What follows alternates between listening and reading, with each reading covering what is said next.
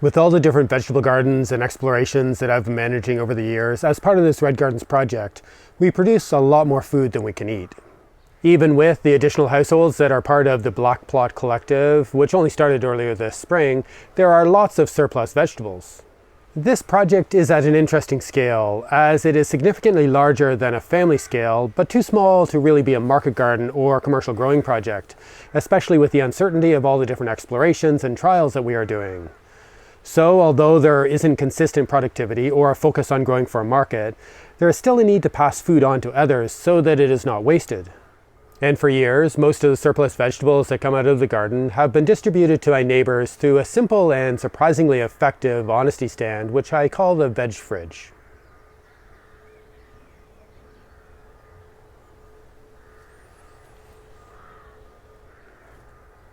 The Veg Fridge, or vegetable fridge, is a large refrigerator that no longer works, but is kept cool with containers of ice from our freezer, and it sits just off the road beside the path that leads to our house.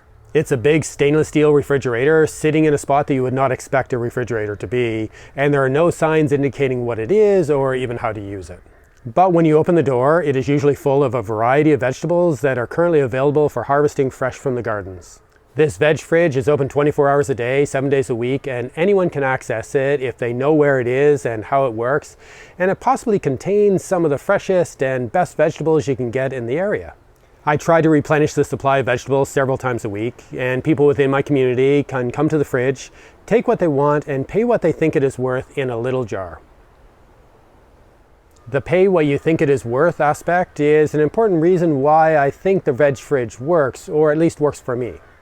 This is similar to pay what you can or pay what you want and other variations where the people buying something or paying for a service set the price. For me, I think pay what you think it's worth is interesting because it might encourage people to consider what these vegetables are worth to them rather than what they think it might cost somewhere else. So people take the vegetables that they want and get to decide how much money to put in the jar. And I usually end up with a lot of change which I need to sort out. Some people who use the fridge regularly don't pay every time they take something, and instead they keep track and put a larger bill in when they think it is appropriate, which is better for me too. And I check the fridge several times a day and remove whatever money is there so the cash doesn't hang around in the jar for very long.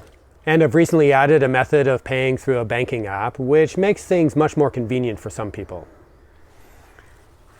Most farm stands and honesty boxes that I'm aware of have a price list or a suggested donation, but I've decided to not indicate any price and prefer to let people decide for themselves.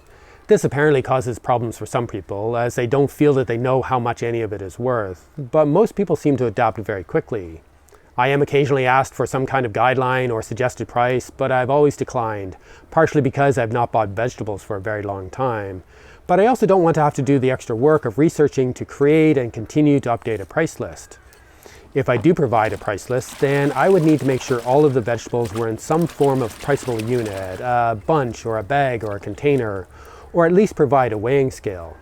I also like that not setting a price means that no one coming to the fridge to collect vegetables will find it unaffordable, and at the same time, people who can afford it are likely to pay more. Which means that more people in my community have access to good local vegetables, regardless of their income, even if it means that I don't get as much money as I could for what is produced. But this is where the simplicity and ease of the Veg Fridge is really important, at least for me. An honesty system like this is based on a lot of trust, and it seems to work quite well in the context of a small town that we live in, and probably won't work so well in other places. But all of the other options for distributing vegetables that are available to me, including a box scheme, having a stall at a local market, or supplying a restaurant, all take more time, involve more organization, and probably demand more consistency of supply. With the Veg Fridge, people can come and pick vegetables whenever it is convenient for them. It takes a lot less work for me, and I'm less constrained by schedules, which I think more than makes up for the possibility of getting less money in exchange for the vegetables. But I don't really know, as I've never done a proper analysis of how much money is left compared to the amount of vegetables that are taken from the fridge. And I don't know how much I could get if I put in the extra work to sell them elsewhere. The Veg Fridge is mainly a way to distribute surplus vegetables that we grow to help feed my community, and it brings in enough money to pay for most of the expenses for this project each year. Although it would be great to get more money from selling vegetables, my main income comes from making videos and providing educational content. This simple system for distributing surplus means I have a lot more time to focus on the explorations in the gardens and making content for sharing online. But I do feel a certain sense of obligation to try to keep the veg fridge reasonably full of vegetables and to try to have a consistent supply of the types of vegetables that people seem to prefer. But the demand is often greater than the supply, partially because so many people have learned about the fridge over the years, mainly through word of mouth, and have asked to be put on the message list that I send out whenever I fully restock the fridge. So there's sometimes not enough, and sometimes there's too much of the vegetables that people don't seem to like, which generally end up in the compost. And our household and others in the collective always come first with any of the vegetables that are in shorter supply. So crops like strawberries may never appear, and it will take a while before there are enough tomatoes for any of them to make it into the veg fridge.